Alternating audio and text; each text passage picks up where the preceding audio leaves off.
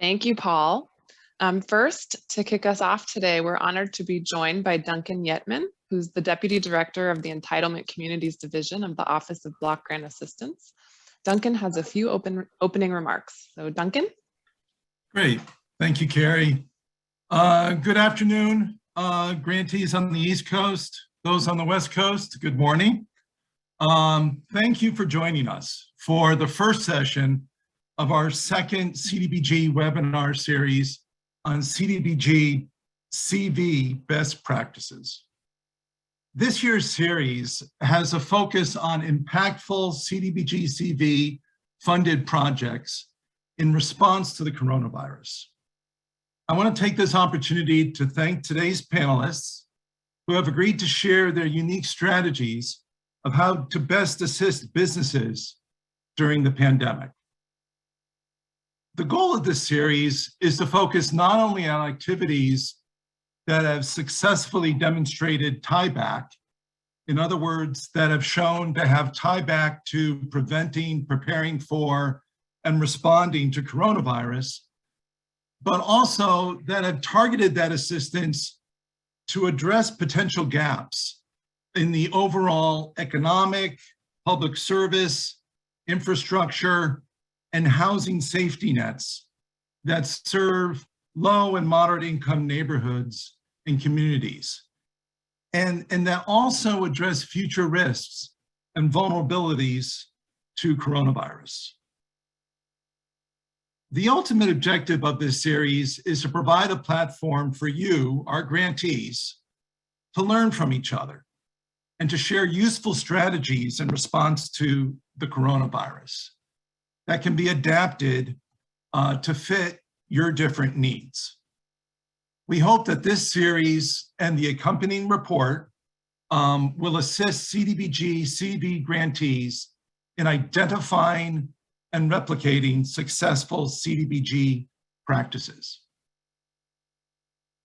The Office of Block Grant Assistance at HUD headquarters has put this together with a focus on 4 specific areas.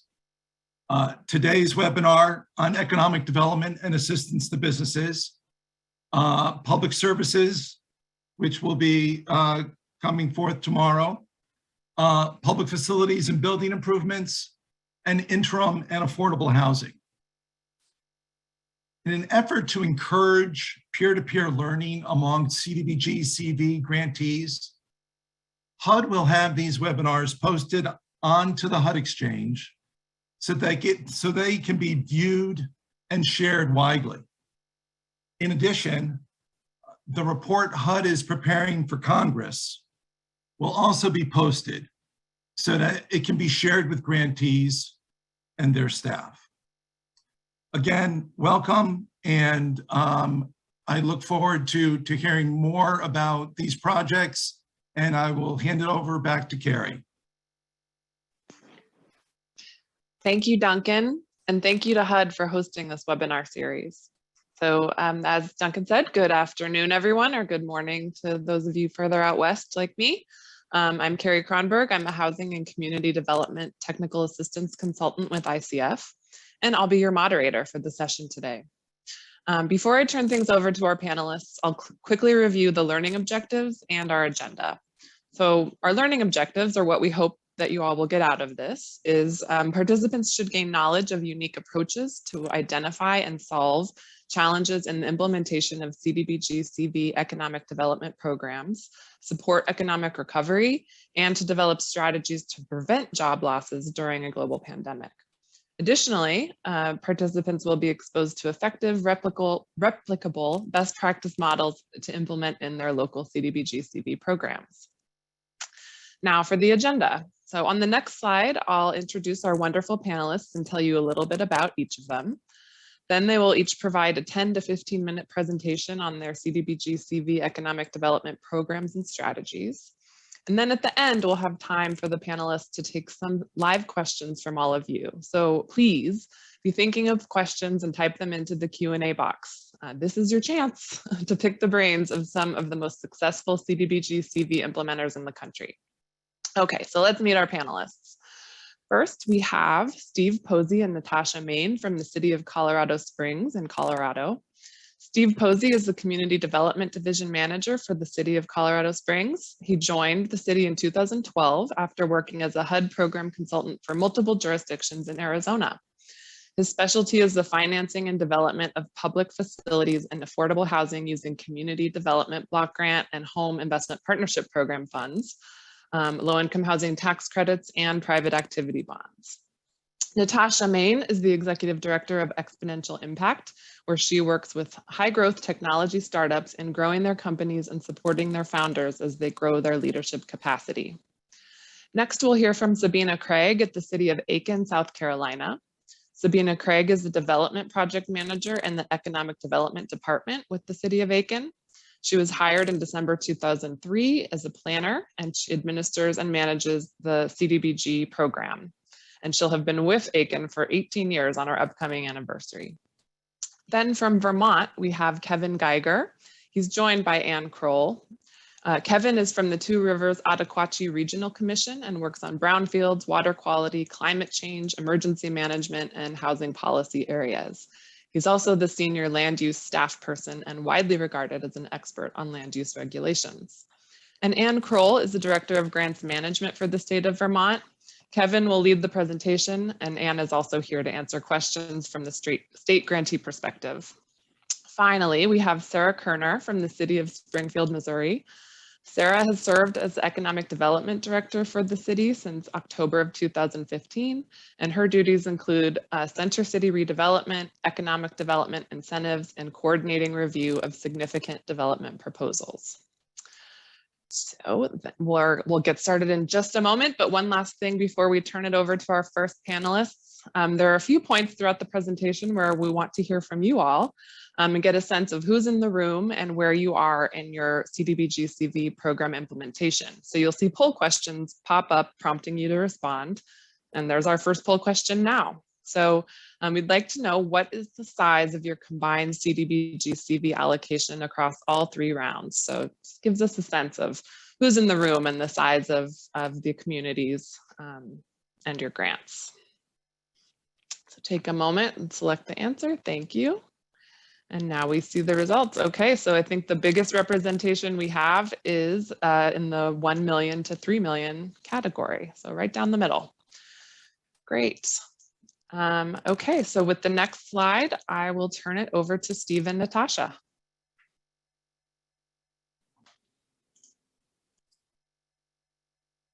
Let's see. Yes, thank you, Carrie. Good afternoon, everybody. As Carrie mentioned, my name is Steve Posey, and I am the Community Development Division Manager in Colorado Springs, Colorado. Colorado Springs is a community of 490,000 people located along the Front Range of the Rocky Mountains, approximately 70 miles south of Denver. And Colorado Springs received 2 allocations of CARES Act funding, totaling a little less than $4 million. And then in addition to the CARES Act CV funds, the city received $3.2 million as part of our annual entitlement for program year 2021. Even before the pandemic, whoops, we seem to have gotten out of order here. Let's see. We should have gone to the next slide. Sorry, I think that we're missing a couple of slides here. Even before the pandemic, Colorado Springs, like many communities, had a large share of cost burden renters. And many of those renters were employed in service industry jobs that were particularly hard hit by COVID-19. Shortly after the pandemic started, our regional leadership asked the local Pikes Peak United Way to ramp up its 211 line and expand its ability to take calls from residents that were needing assistance. And the top 211 requests for assistance were focused on housing utilities, and of course, lost wages. And from that 211 dashboard, we knew that lower income renter households in particular were struggling due to COVID-19. We deployed a considerable amount of our CDBG-CV funds to supplement the kinds of programs that we knew would help them. Rental assistance, childcare, case management, and eviction prevention, for instance. What was less obvious to us when we first started trying to assess the impacts of COVID-19 was the number of small businesses that were unable to access business assistance through the Paycheck Protection Program or other economic development sources. And in particular, those small businesses that were embedded in the city's lower income neighborhoods. So we found by cross-referencing unemployment numbers with what we were calling CV hotspots, and those were zip codes here in our city that had particularly high case numbers, along with high numbers of self-reported mom and pop business closures. We started to understand that in the southeast part of Colorado Springs, COVID-19 was having a compound impact, both on very small business owners and on their employees. And the challenge at that point was to launch and design and launch a program that the city had never implemented before, specifically targeted to our very small businesses or micro enterprises that would effectively provide assistance to those business owners and to the employees at the same time. Next slide. Our economic development team had been working with a local business incubator called Exponential Impact on a program called Survive and Thrive. And Survive and Thrive had been set up in response to the pandemic. And quickly it became evident to us that Survive and Thrive was a model that could be modified to meet the needs of micro enterprises affected by COVID-19. And in order to modify that program quickly, Community Development, my division, engaged a consulting firm to provide technical assistance and put together program guidelines, application materials, and reporting templates. And as a result, the program was ready to launch within a matter of weeks. And if we could go on to the next slide. Next slide. And I'm going to turn it over to Natasha Main at this point. She is the Executive Director of Exponential Impact, and she's going to give you some more specific information about the Survive and Thrive program itself. Thank you, Steve. Before I launch into the adaptation of the Survive and Thrive program to suit HUD funding and the CDBG dollars, I want to take a moment to share about the launch of the initial program for context. XI, which is what we shorten Exponential Impact to, is primarily a technology startup incubator and accelerator with a nonprofit charter to drive economic development by supporting high growth entrepreneurs.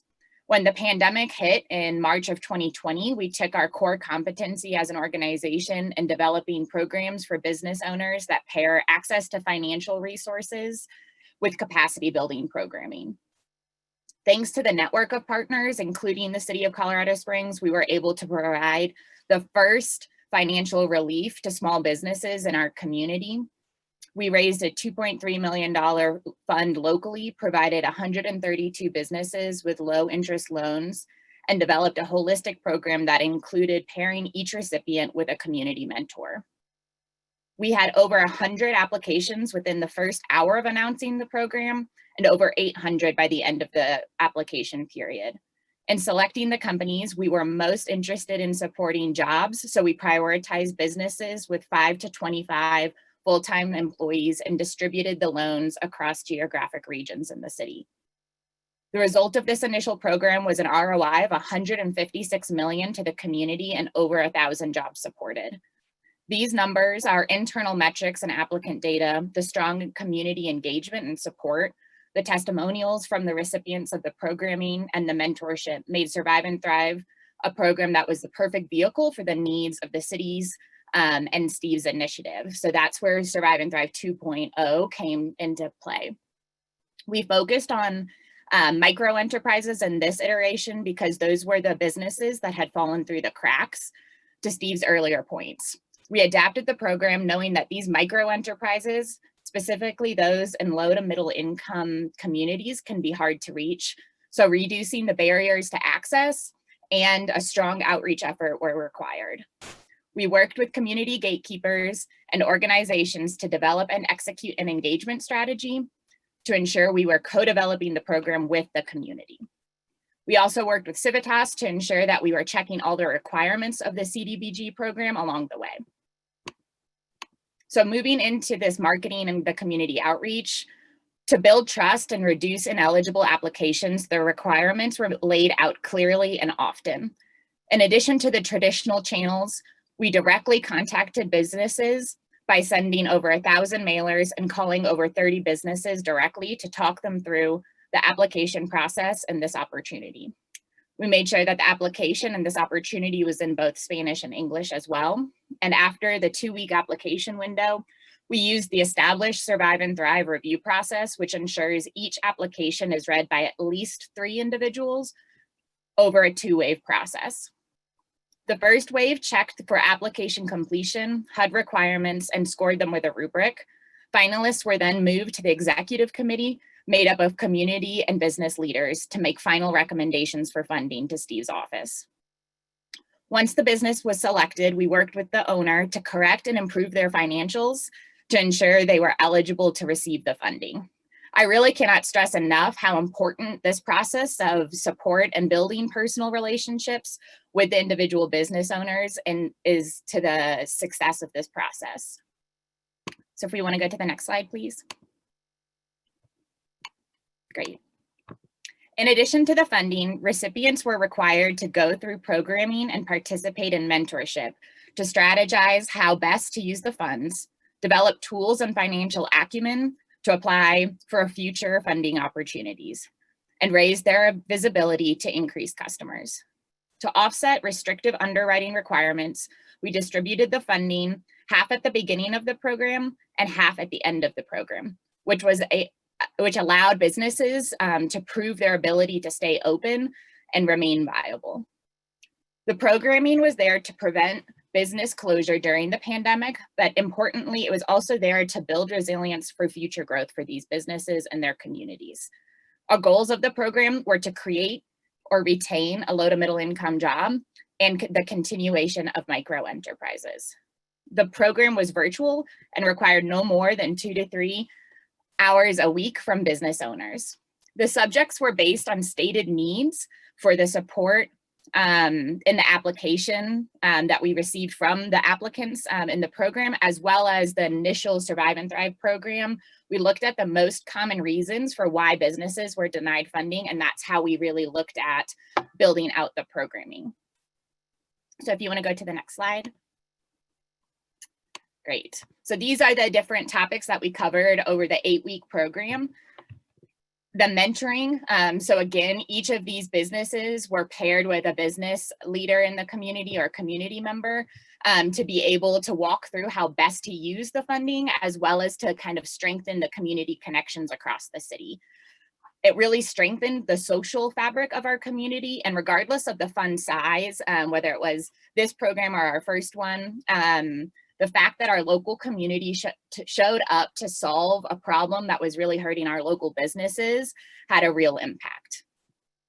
If we can go to the next slide, please.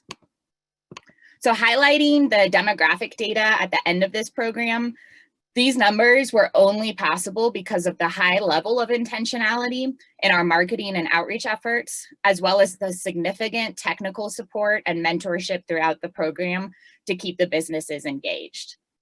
I'll also highlight how many of these businesses weren't on stable ground prior to the pandemic because they were so young.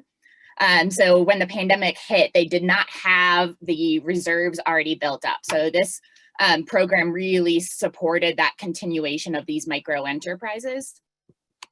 We can move on to the next slide, please.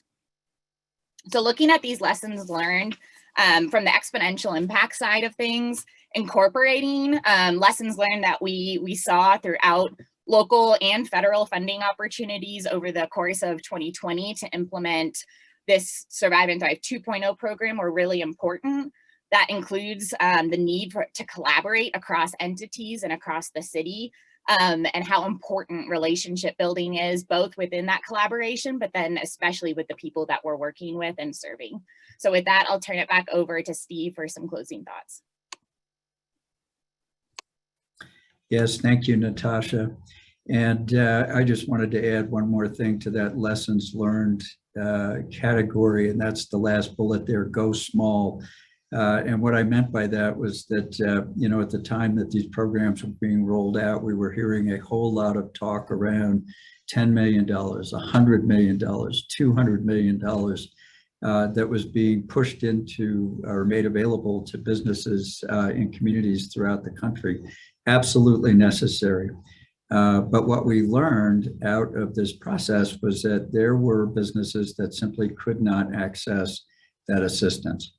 And the CDBG-CV funds turned out to be a really effective tool in helping both stabilize and then put about 24 businesses on a path toward really being sustainable and being able to thrive going in the years to come.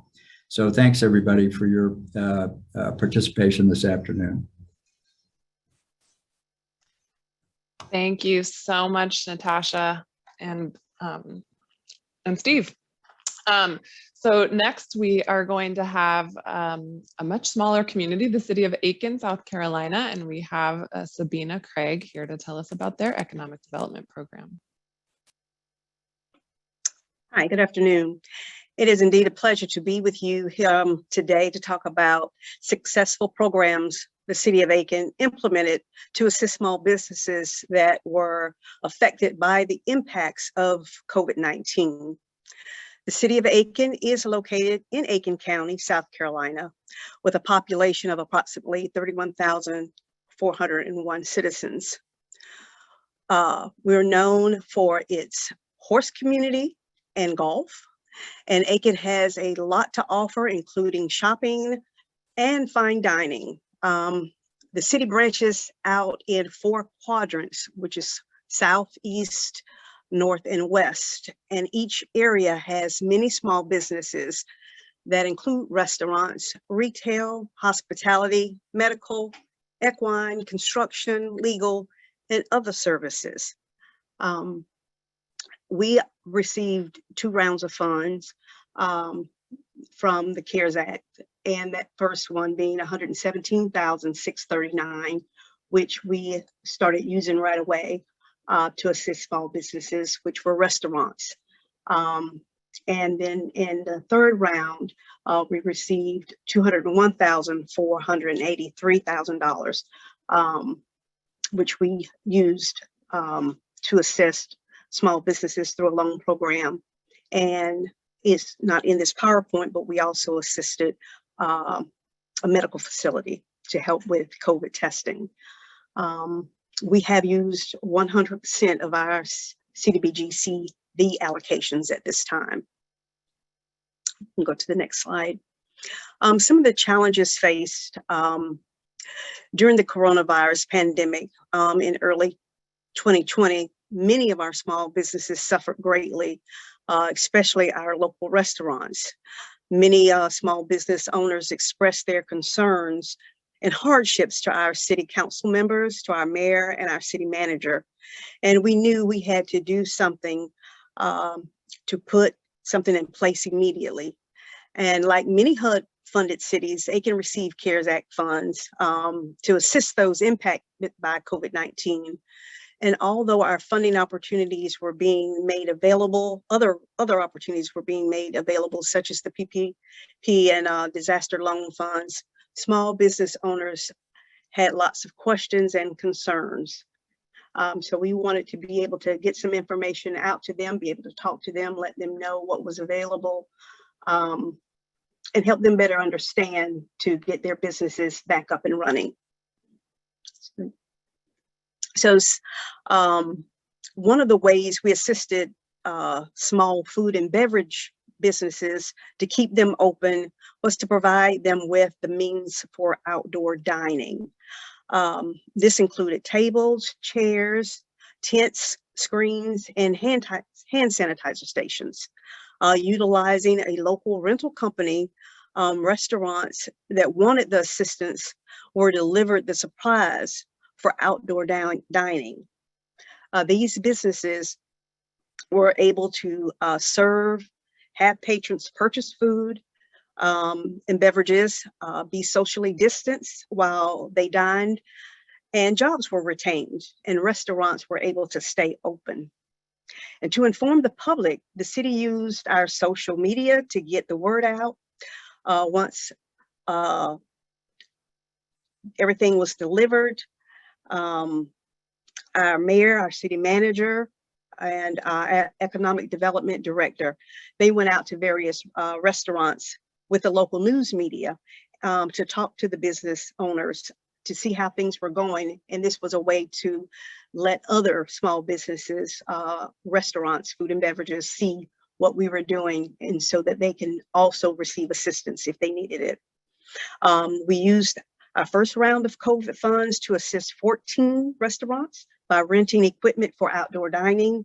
And we also created and purchased 1,000 hashtag Be Safe Aiken stickers that were handed out door to door and placed on every small business in the city limits of Aiken. And a total of $117,639 were expended on the rentals and the stickers.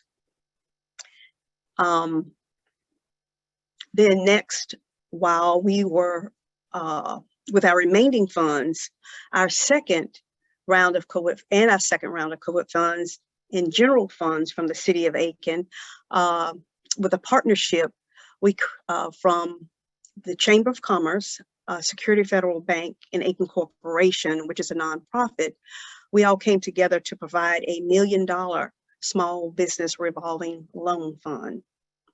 The fund allowed small businesses to borrow up to $5,000 or less, or $5,100 up to $10,000 with a 2% interest rate.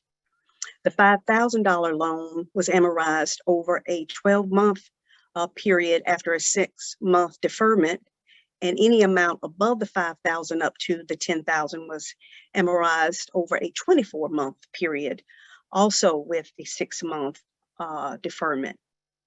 The city of Aiken advertised this program through its website and social media, on the Chamber's website, and also through the Aiken Downtown Development Association. A call line and a website was set up for small businesses to schedule individual appointments to meet with us face-to-face, which was held in a large room with plenty of social distancing. And the loan application process was explained to each business representative.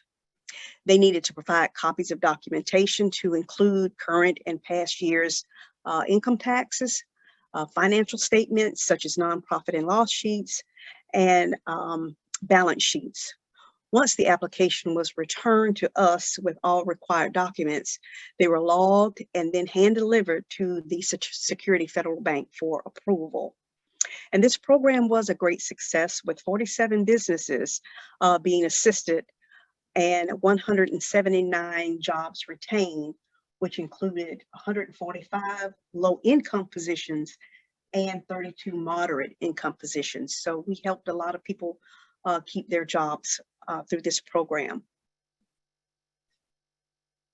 Some impacts. It is always great to hear from testimonials and the success stories from those we do assist. We make follow-up calls to all the restaurants and small businesses that we assisted with these programs, and everyone that we talked to were very grateful and gave really good feedback. As you can see here, What's Cooking is a restaurant that is a popular restaurant that's downtown, that cuts through the main one of the main streets of our city downtown that was affected by the pandemic.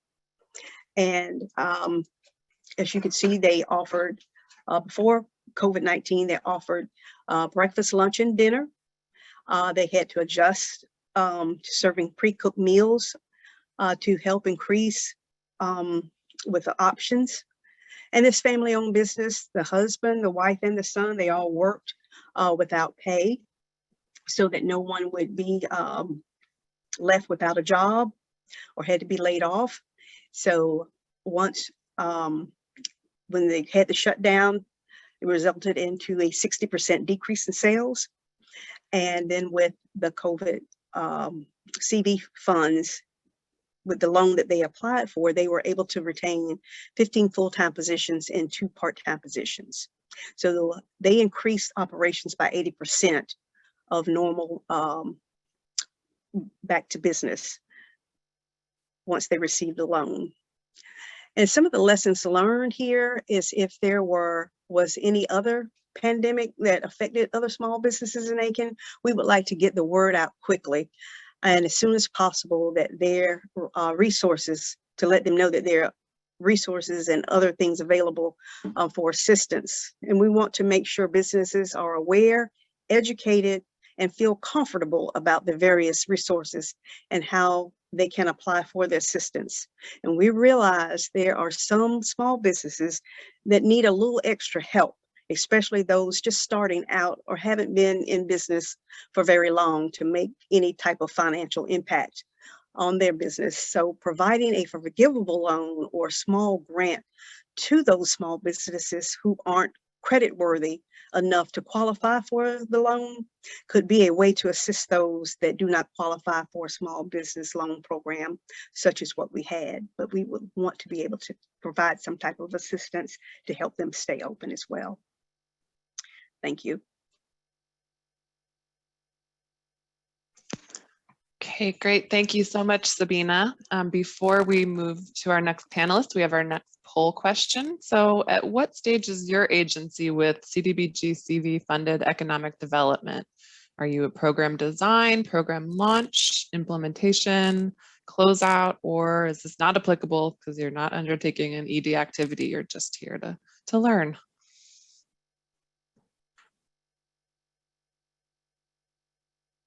Okay, great. It looks like, once again, we're in the middle. Answer is C. So most of you here are in the implementation phase. Thank you.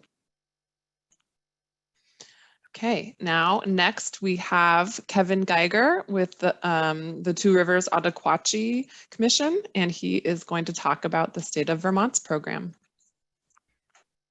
Thanks, Carrie.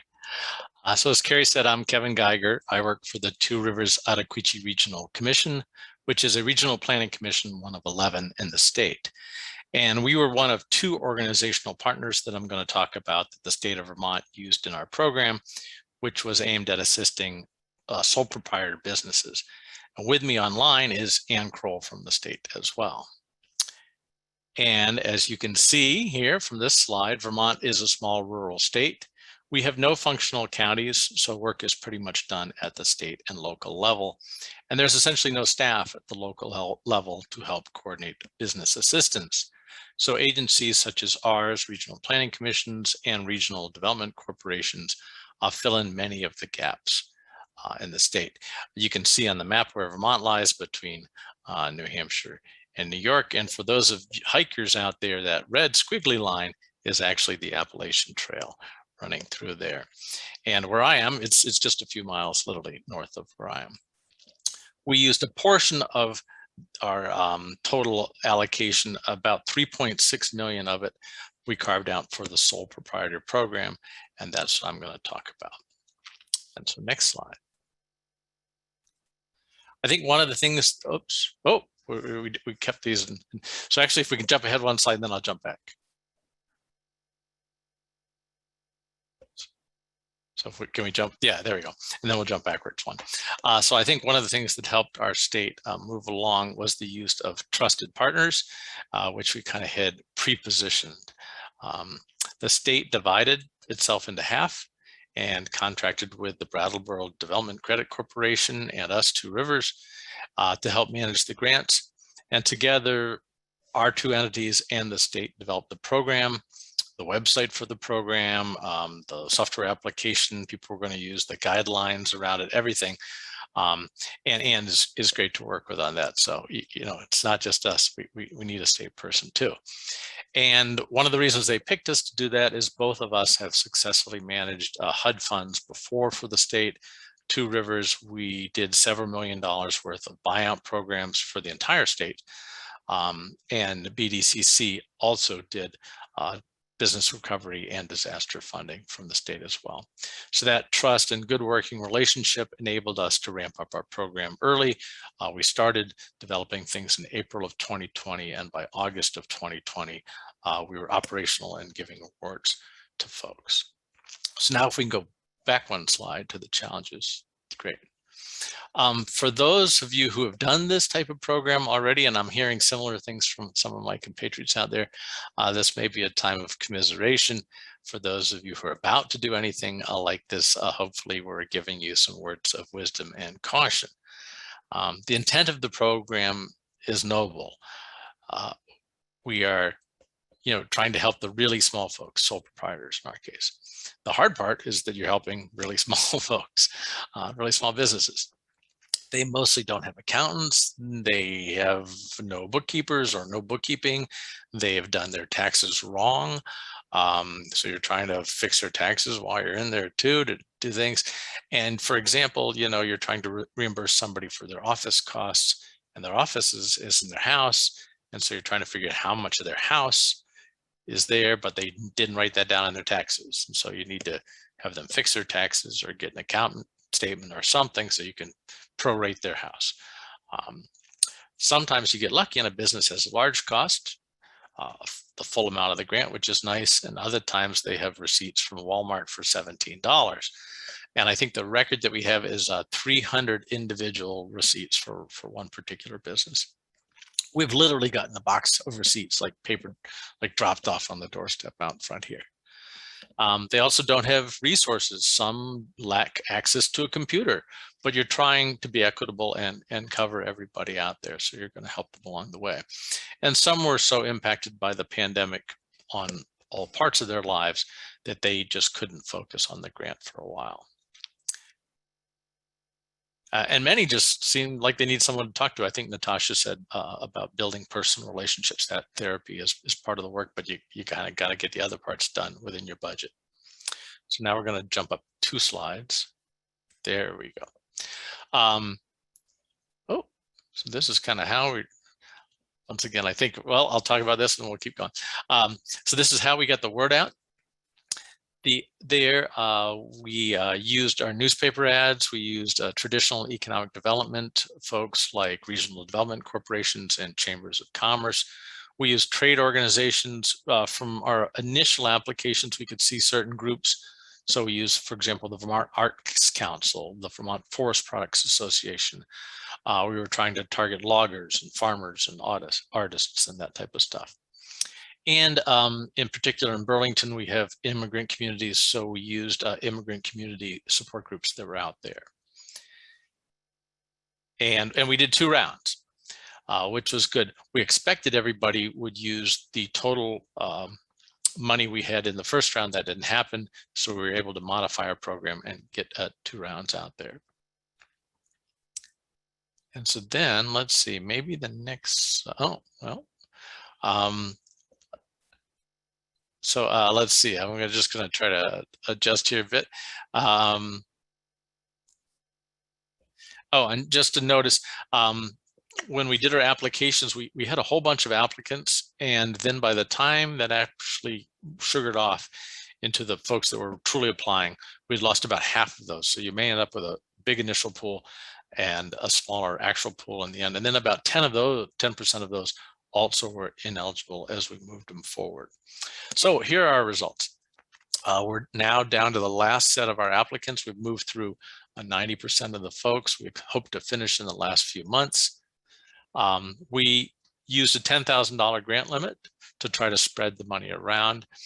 And obviously, that's a pretty good chunk of money to a small business. And more importantly, to us, there are side effects of that. You know, they're able to pay the feed store, they're able to pay their bookkeeper, they're able to pay their power bill, whatever they're doing, and they don't close their storefront. Some of these folks are on Main Street. We have very small towns and lots of places. So having one or two businesses not go under in a town can be a very big thing. Next slide. Great. This is just to give you a taste of all the different types of business we funded. It was actually fascinating on our end because, you know, you get to see the guts of the business. Everybody from a piano tuner to a horse trainer. And between all our grantees now, I am sure I can arrange the parts of a wedding, including the limo, the tent, the caterer, the flowers, the photographer, the musicians, and the cleaners. So all of those parts. If you're ever going to do a wedding in Vermont, let me know. And Belly was the owner of this, of Preya's up in Burlington. So she was one of our applicants, successful applicants. Lesson learned. Having 2 rounds was useful. It wasn't planned, but it was a blessing because then we could adjust and we were doing it fast enough that we could make mistakes and then correct them and get things better for the second time. We provided some short videos on a bunch of the process tasks so people could watch the video and watch the video over again. We had a Zoom call once we had all the applicant pool solidified. We had a Zoom call with all of them so that they could get through the process easier. We hired translation help for when we needed it. We had a big frequently asked questions thing built on the website, but found that's really not that useful for folks. What was really useful is that one-on-one phone calls or emails, or sometimes actually even in person, help with getting the exact document out. And through experience, you get pretty good at looking at the particular types of costs that we were going to be reimbursing. So you could ask them questions and kind of pull information from them. And that's about it from me. I'm glad we're going to have a bunch of questions later, and thank you for your interest in our program. Okay, thank you so much, Kevin. Now we have our third poll question. So let's hear about challenges. So at what stage have you experienced the most challenges in your CDBG-CV implementation? Is it at citizen participation and consultation, marketing and outreach, underwriting, eligibility, or accomplishment data collection? Or maybe you haven't had any challenges at all. Paul, can you bring up the poll?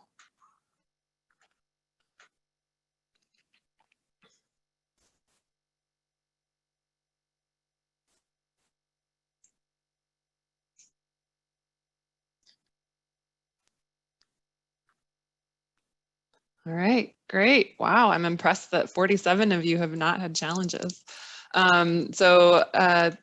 Looks like most people are struggling the most with eligibility determination. Okay, thank you. So now we have our final panelist, Sarah Kerner from the city of Springfield, Missouri. Hi there. All right, well, hello from Springfield. We are kind of in the middle of some of these other communities as far as size of population. We've got about 170,000. We're located in the Missouri Ozarks, third largest city in Missouri. And our focus for a portion of our CDBG-CV funds was providing small assistance or financial assistance to small businesses that were impacted by the pandemic. So as you can see, we've got our annual allocation there and our 2 rounds of CV funding, and we did allocate a portion of that, not all of it, to business assistance. So we've spent 82% overall, but 99% on our business assistance program. Okay, so we can move on to the next slide. Yep, our slides are out of order too. So, or maybe they've just been retitled. All right, so yes, we determined fairly quickly that as we were figuring out how we wanted to spend these CV funds, that we wanted to provide business assistance. And the reason that became apparent very quickly is that since 1984, the city of Springfield has operated a small business loan program with CDBG funding. So we have a number of borrowers that we are in constant communication with. And so we have a kind of a ear to the ground as far as what the small business community was dealing with as the pandemic came forward. So I think I'll kind of address these items on the slide out of order. So our stay-at-home order was in place from March 26th to May 3rd. And during that time, we were trying to figure out, what were the needs. We actually paused payments on our existing borrowers, which is a great thing we were able to do, and put our program together as far as taking it through our city council and getting approval for, the structure. And we were really able to model it very closely on the program that we already have. And so we already have a standing loan committee, we have underwriting procedures, we have application forms. So a lot of that we were able to take and repurpose. And we did change it because we set this up as a business grant program. And of course, our other program is a loan. But overall, it made us very nimble and able to address the problems that the small business owners were experiencing as quickly as we could. So we approved our first loan last June. So the awards that we were giving were capped at $10,000. And we were requiring receipts to verify, a lot like what Kevin was describing, verification of all those expenditures. And some of our business owners were able to access PPP and other programs. And so we also did a lot of checking as far as making sure there was no duplication of benefits. But mostly what we were seeing was the PPP money often came in first. That got spent fairly quickly. And then there was still a gap because there was still just a lot of challenges for small businesses to overcome.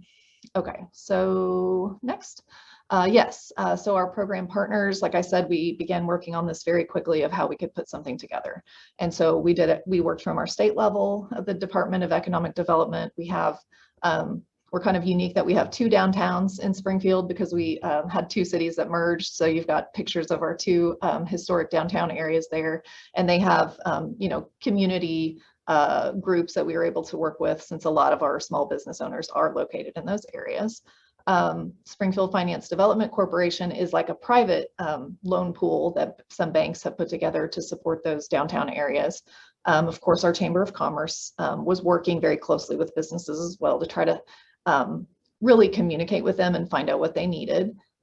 We worked with our minorities and business organization just to make sure, we wanted to make sure all this assistance got out to everyone who needed it, because I think we all heard those stories about the PPP loans tending to be approved to businesses that had already well-established relationships with banks. So we wanted to make sure that was not how our program was going to operate, and our county as well, since the way it worked, at least in Missouri, is the county was getting CARES Act money around the same time that we were getting this CDBG-CV money. And so we were really trying to coordinate and make sure that we weren't causing duplication issues, and we were making our programs complement each other. Okay, next. So obviously, being the 4th speaker, we all lived through this too. We know what the challenges were, but something that was kind of interesting, and I suspect this was the case in many communities, but being a larger city in a largely rural area, we had stricter limitations. So we had stricter occupancy limits, and we required masking where many of the surrounding areas did not. And so that put an additional burden on the businesses inside of our city limits, where essentially customers who didn't mind going out in the early days of the pandemic and eating in a restaurant or going to an event, they would just go outside the city limits and find those services or goods that they were wanting to buy. Of course, also all of the additional costs associated with takeout and other things. Let's see. I think also the consumer hesitancy issue, cannot be overstated. One of the businesses that we assisted, which is listed here, is this Jungle Gym indoor playground. And I think even now, the target market for that business is not even able to be vaccinated yet. So, they're still likely, experiencing reduced demand, and also feeling like they need to assure parents and do lots of extra sanitation and all of that. So moving on to a success story. This is kind of a fun one. The Savoy Ballroom Event Center and Dance Studio is located in historic Commercial Street. And this is a National Register Historic District in the northern part of Springfield. So it is a really neat downtown area, but then it's surrounded by older, lower income neighborhoods. And this is an event center. They host weddings and proms and receptions. And they also, during the week, clear out all those tables and chairs that you see and teach adult ballroom dance lessons. So as you can imagine, none of those things were happening for several months during the beginning of the pandemic. This is owned by a husband and wife. They are low to moderate income business owners, and this is their sole source of income. So like I mentioned earlier, being an event venue inside the city of Springfield was an additional challenge for them because, of course, we all know, all the weddings and proms and everything in spring 2020 got canceled, but then slowly but surely things kind of started coming back on the calendar. And of course, some of them got canceled again, but a lot of things, at least in our area, just moved outside the city limits because the city was still imposing restrictions, but the county was not. So this business, being inside the city limits and following all the rules, we felt particularly important that we, as the city administering this program, this is the type of business we should be helping.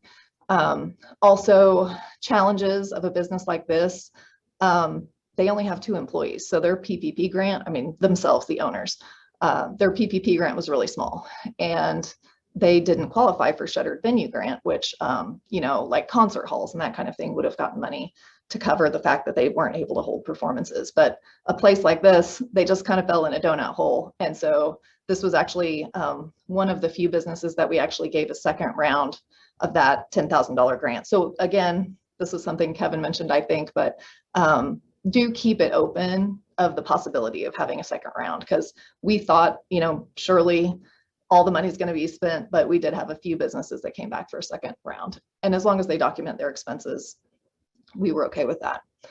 We did put a date for the second round. So we're going to keep it open for first round applicants first and not let people, take 2 bites of the apple early on. But then once a certain amount of time has passed, we did go ahead and open it up.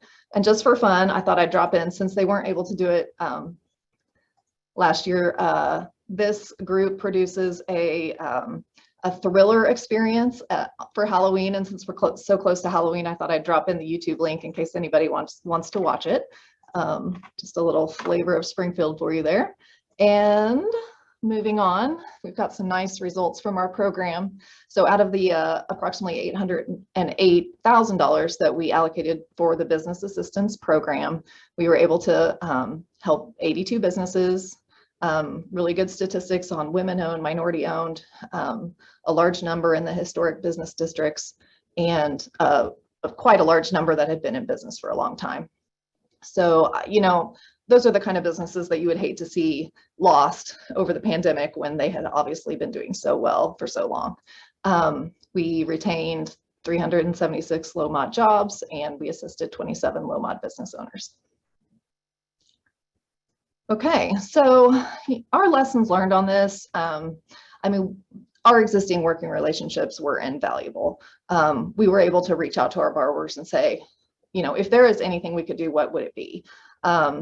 And seeing the creativity and resilience of those business owners was really inspiring during such a crazy time and trying to work from home and, take these approvals through council and get it so we could get this money out on the street as fast as we could. Truly that was our goal, is how do we help these businesses as quickly as we can? And we wanted to streamline the paperwork, make it simple as possible, and, adapt as needed. So I think those are our lessons learned from Springfield.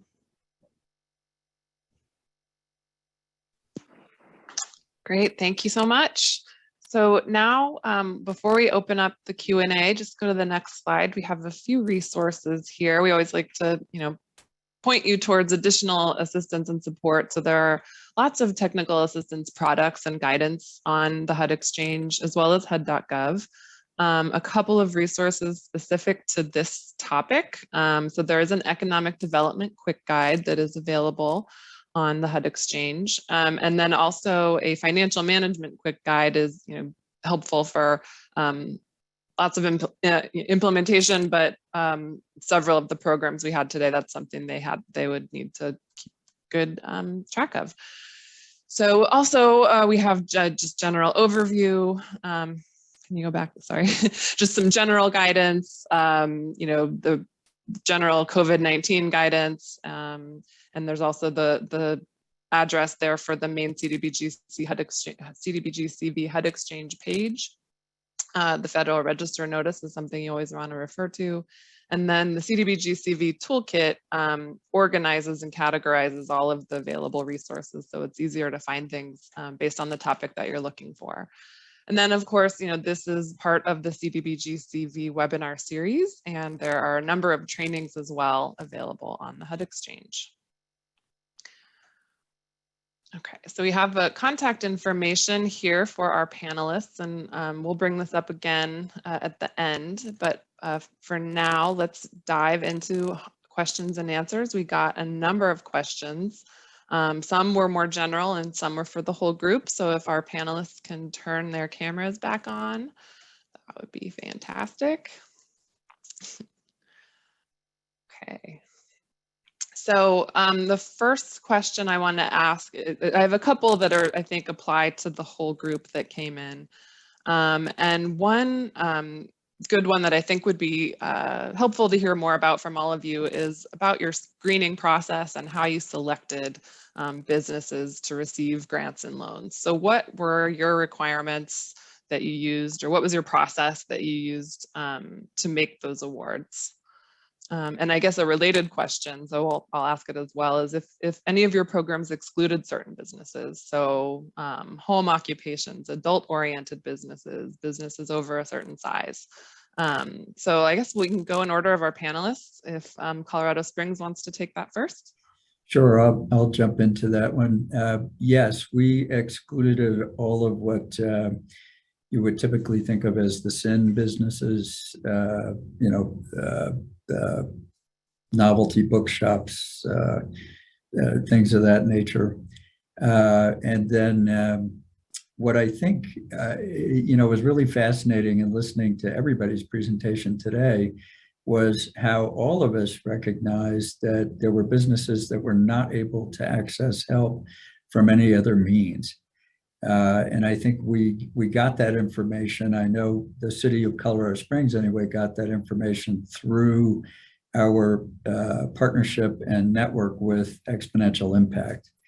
And that's how that came to us. We were made aware that, hey, there are a lot of businesses out here, particularly really small businesses in low to moderate income neighborhoods who simply weren't able to access that help. And that's how we became aware of it. And that's how we started to work with Exponential Impact to get that program dialed in the way so that we could target those businesses specifically. And I think I'm going to let Natasha speak to the screening aspect of it. Sure. Yes. Agreed on all fronts with Steve there. Because the first fund too that we started with loans was a lot broader in scope. We looked at data that was shared, and this is great, kind of speaking to the collaboration across the city of different local funding programs. So the county did one, our downtown partnership did one, several other organizations were engaged in this. So we all kind of looked at who had fallen through the cracks, and consistently really small businesses were the ones that kind of fell through the cracks there. So we did cap it, at about 5 employees. There may have been 1 or 2 small exceptions there, but that's where we kept it for this iteration. And then I'll also share in our marketing and what we were targeting, we looked at those zip codes that were hardest hit and least served, and we targeted them first. So when I was talking about that direct outreach in terms of the phone calls and the mailers, those were to those kind of target zip codes, and then we broadened it out from there once the need was met. Great, thank you. Sabina, do you have anything can you talk about your screening process? Yes, since Aiken is not quite as large as the other cities, we were able to assist or screen those that had employees of 50 or less. So that was our criteria. So we were helped salons, consultants, realtors, anyone who had a legitimate business that had a business license within city limits of Aiken. We were able to sit down and talk with them to see if they would qualify based on the information that they were required to provide us. So we were able to help a good many folks. Thank you. Thank you. Kevin and Anne? So we went even smaller, and with sole proprietors, you could not have any W-2 employees. So we typically had 1 or 2 people was the business, but we also just didn't, want somebody who made 1 birdhouse a year. So we had a lower income threshold of $24,450. So you had to meet that threshold. The only hard part was if your business started, the year before the pandemic, and so every now and then for those people on the cusp, we had to do some extrapolation. Some people started the day of the pandemic, that was the worst. I would just quickly add, the decision-making was made at our agency level due to all the additional CARES Act money coming from the Treasury, that we were targeted to use our HUD funds specifically for the sole proprietors, because there was a grant program that was running through our agency that, was specifically for businesses larger than the sole proprietors, and the sole proprietors were being left out. So that's why that decision was made for that. Thanks. Okay, for Springfield's program, we had fairly minimal requirements as well. We didn't cap number of employees. We did require, of course, a physical location inside city limits. They had to be in operation for at least 1 year before their application. Of course, they had to show a hardship caused by the pandemic, and then just some basic things like they couldn't be in bankruptcy. They had to be, their city business license had to be current. They couldn't be behind on a city loan. And they couldn't have a conflict of interest with a city council member. So those are kind of basic things, but always good to remember. And then we also did have a few ineligible types of businesses, like Steve mentioned, payday loans, liquor and tobacco stores, pawn shops, firearms, that kind of thing. Okay, great, thank you. And now, so we've gotten a number of questions on the, kind of the 2 things that are special about CDBG-CV, and that is the PPR tieback and duplication of benefits. So can you all talk about your processes to ensure that there wasn't duplication of benefits for small businesses when there was so much money out there, and you had to make sure you were, they weren't double dipping? We'll do same order. Steve. There we go. So with regards to the tieback to COVID, we did kind of harvest a couple of different data sources, one of them being, well, actually a lot of it came from American Community Survey, and that household pulse survey that was up and running and has been up and running over the last, I think, 18 months to 2 years even, related to household income and types of jobs. And then we were able to cross-reference that to parts of the city where we were seeing very high case rates. And that data about COVID infections was coming to us from our public health department. They were doing a terrific job of kind of tracking the pandemic across the city. So it wasn't very difficult for us to connect the dots, if you will, between households and individuals who were suffering and laid off and had loss of income. And then the other piece of it, when Exponential Impact came into the conversation, this light bulb went off that, oh, wait, this is not just individuals who have been laid off. There are also business owners. And, as it turned out, some of those business owners were also their own principal employees.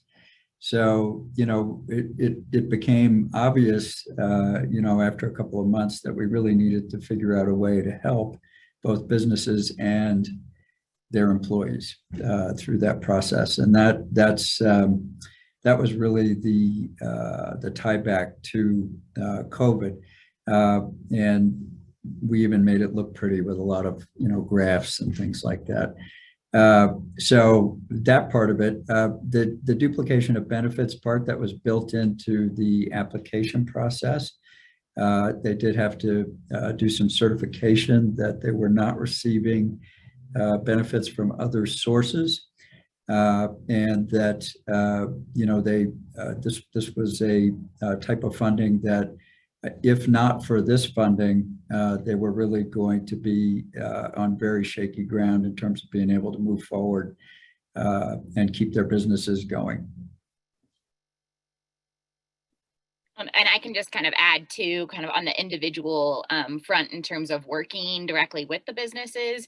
We made sure that they submitted receipts and were really aware if they had taken a loan elsewhere or a different grant, and making sure that we knew what was the money and the funds were going to. So kind of from the individual standpoint, and then I think Steve was able to cover everything else on that question too. Okay, and when we sat down with the individual businesses that came to us through an appointments, we gave them a couple of different options besides our loan program, so that they knew what was out there, and knowing that what they could apply for and what they could not apply for. And then with the local bank that we worked with was also doing various background checks and things like that, so no one would be able to easily duplicate federal funds. So that it all worked out for them in the long run to be a helpful resource. So we didn't have any issues. And through our screening process, that was a part of the one-on-one meetings that we had with the small businesses. So we were able to tell those that we could not assist and why, and be able to proceed with those that we could help. Thanks. Great. Sure. Our turn. Go for it. Okay. Yep. So we had a couple of things. The biggest part, I would say, is we had an affidavit that they would sign that would list all their federal benefits and state benefits, and even a local, like if the town gave them a loan, we wanted to know that. For the federal benefits, we required the proof. So we got the PPP document or the SBA loan or anything like that. And we basically had them show the expenses that those things covered, and then the expenses that we were going to cover out there. And then they wrote a little narrative statement about why things were not good. It was also relatively easy because we had a statewide shutdown. So if you were a non-essential business, you were closed for a long time. Like our offices were remote by governor's order for a year. So we weren't traveling. We had a statewide, travel ban. If you had to come in the state, there were signs everywhere that you go direct to quarantine for 2 weeks. So any kind of hands-on tourism-related business just went through the floor. All right, Springfield's tieback related to the decreased revenue related to the pandemic and the shutdown, and then also the increased costs related to sanitation, the plexiglass barriers, all the additional hand sanitizer and everything all the businesses had to buy. And so we required profit and loss statements from the previous year, so 2019 and 2020, to show the decreased revenue piece, and then just receipts and things to document their expenses. And then like basically everyone else has already said, we worked really closely with each of the applicants as far as what other assistance that they received, and making sure we had clear documentation of everything and what exactly that money was going to. So we made sure ours was going to other things. We also, I don't know that I specifically mentioned this, but I mean, we did also kind of do the job retention thing that is not that different than the way our normal HUD loan program works with job creation for low to moderate income people. So we did it as job retention in this case. And we got payroll records and made sure that the number of employees that was being retained was met. So anyway, that's it. Great. We had a question about that too. So about how to document jobs retained. So that's great. Let's see. So another question is just about evolving your programs and, responding to information as you learn it, right? So when you launch a program, you make your best effort and best guesses at what's going to happen. And there's always new information coming in, challenges that you're facing, and you make adjustments. So can you each talk about how, what you learned along the way and how you adjusted, because I think that's really critical to all of your success. So go ahead, Steve. Yeah, I think that is really an important aspect of this, being nimble. And I think I want to echo something that I heard from all of the other panelists as well, about that direct engagement with the business owners that you were trying to help out. I heard somebody, I think it was Kevin, say that, suddenly he understood that their therapy was part of the job. And I think that was the experience for all of us in terms of designing and then implementing these programs, because we were hearing directly from, and I should qualify this, Natasha was hearing directly from a lot of small business owners who were in really dire straits. And needed to have some pretty consistent and available, help about not just how do you get through the application process, but why do you need things like a bank statement or a profit and loss statement or a balance sheet? What is it about that information that demonstrates the viability of your business, and why is it so important to people who are funding or providing help in times of these really, and these are really difficult circumstances.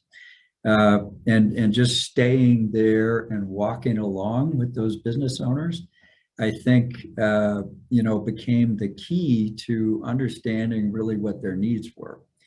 That I know in terms of the Survive and Thrive program that Colorado Springs had going, that really lent itself to this sort of two tranche approach. So here's some of the money initially. You're going to go through some of this training. You're going to demonstrate that you're going to be up and running and you can make it for a while, and then we're going to deliver the back half of that program assistance. And that is, I think, Natasha, please, expand on that. But I think that was part of the key for us. Oh, absolutely, Steve. I agree with all of those points as well. And I think one, kind of taking the whole framework of Survive and Thrive and how that was changed, was really one responding. I had a mother of a small business owner find my number and call me, like, crying because her daughter couldn't receive any support because she was like owner, really just on her own, right? And was falling through the cracks. I compared that to, what I was hearing and the other organizations leading these kind of initiatives as well. And that was consistent. So really understanding, okay, this is the kind of target. These are the people who are falling through the cracks, but then also really recognizing a level of trust was not yet built up all the way for us to be able to fully develop and kind of execute on these programs. So looking at how do we build that quickly, one that's working, collaboratively across a bunch of different organizations, but then it was really for us trying to demonstrate to these individual businesses that we're here alongside with you. We know that these requirements can be overwhelming. How to use these funds and how to make sure you're doing it correctly can be terrifying, right? And so I think we got to a point as well that if this program was going to work, it required our team to hand build back some of these financials and to really go deep. I think Kevin was kind of talking about this as well in terms of not underestimating the amount of work it requires to support people, but then also like the kind of greatness that gets built through that in terms of the community and the connections and the trust that's built to continue that momentum. So agree, you know, in terms of what Steve was saying, is being able to anticipate, and it's also based on those individual relationships and leaning in when things got difficult and really taking the time to do that with people. Well, luckily, some years ago, we had a small business loan program that loaned up to $5,000 for businesses starting out. So we had a little advantage of what or how we wanted to see the program set up. Still working with so many different businesses, all different types, different kinds. Some that have been in the game for years and some just starting out. But sitting down with each individual business owner, talking with them, seeing what their needs were. Some needed the 10,000, some did not. So making sure that they had all their paperwork.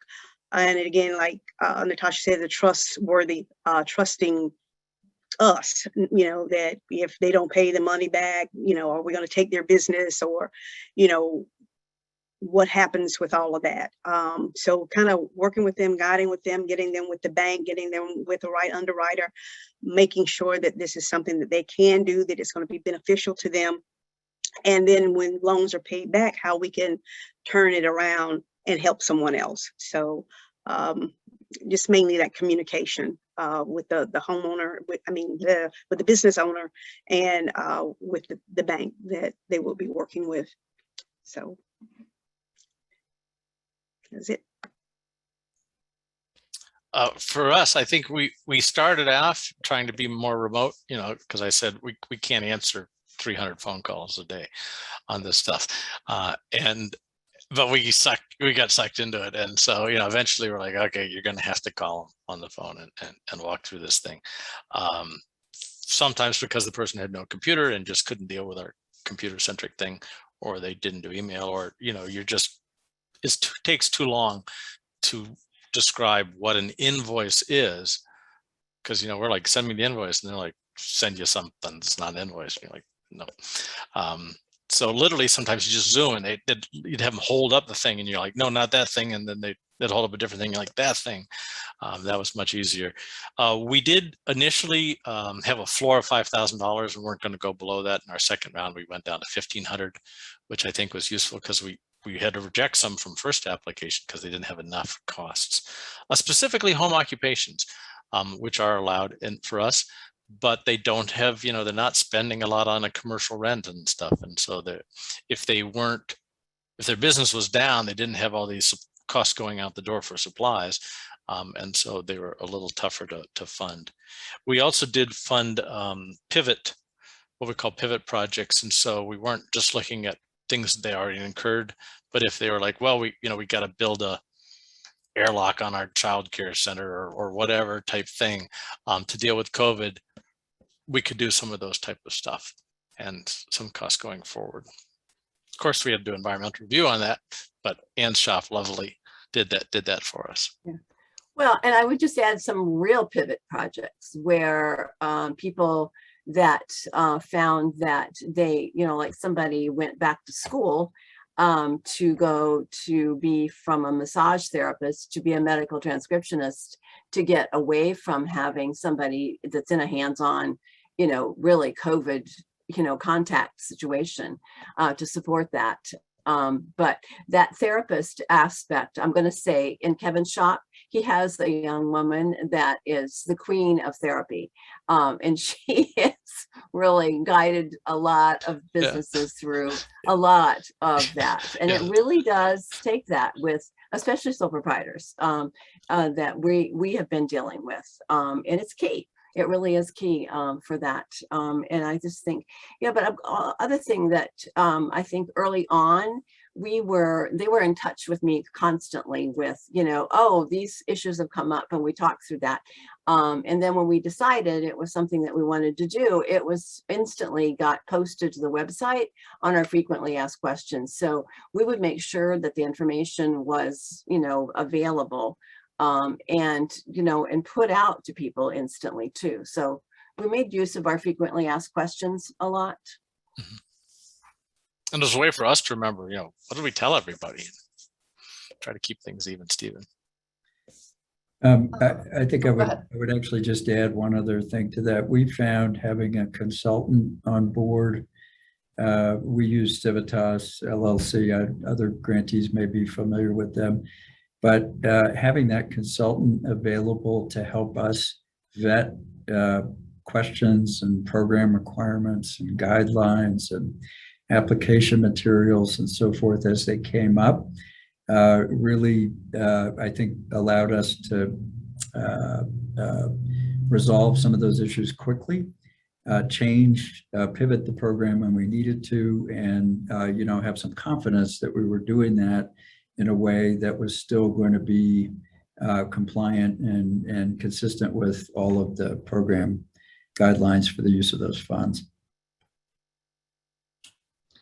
Yes, in Springfield, I'd say our first real moment where we had to be flexible and kind of determine which way we were going to go was just with our experience doing loans. We thought originally we would do a business assistance loan program and just have it be 0% interest or something, but for a number of factors, but one of them being just the time to underwrite it, you know, making sure somebody can pay something back is like a whole nother level of things you got to check on versus just, did you spend the money on the right stuff?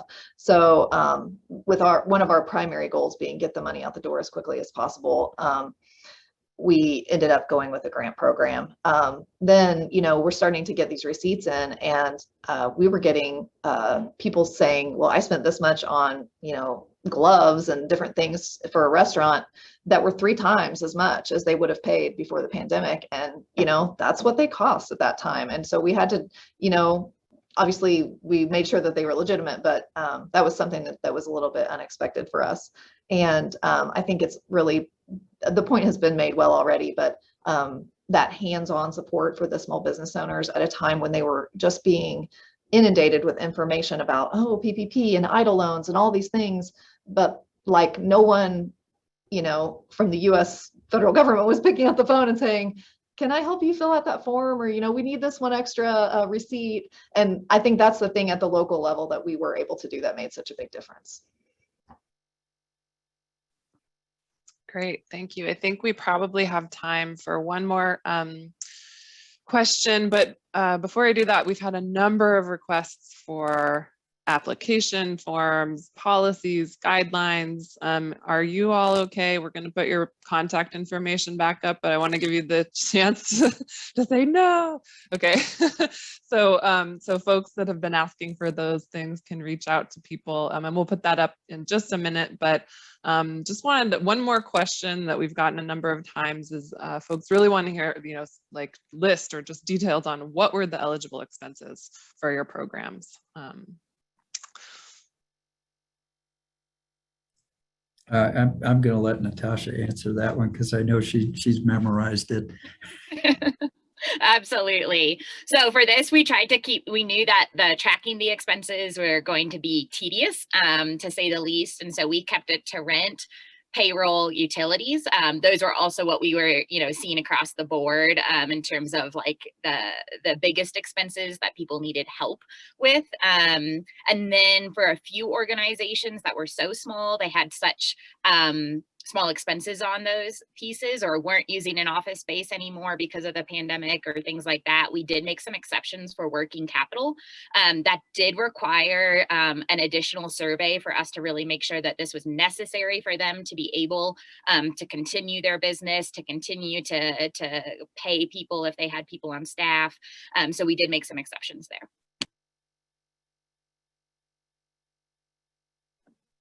Well, ours was pretty similar, simple, pretty much on rent, utilities, payroll, any supplies that would keep their business running on a normal basis that required them to have. But other than that, that was pretty much about it. Most everybody wanted to use it for either payroll, rent, or utilities and supplies. Nothing out of the normal. Yeah, Springfield was the same largely as just what Sabina listed. And then we had a few items specifically listed as non-eligible costs. So they couldn't do payment of non-business debt, no personal expenses, political activities. They couldn't pay their taxes. Obviously, we made sure there was no double dipping with other programs and no like construction or expansion. Like we're trying to keep you open right now. Yeah, we did rent a lot of insurance, business insurance out there. Supplies and stuff. We also did business vehicles. So if you were a logger or something and you're paying the log truck and you had that monthly payment of $500 going out, you had to keep doing that. And so that was a big coverage.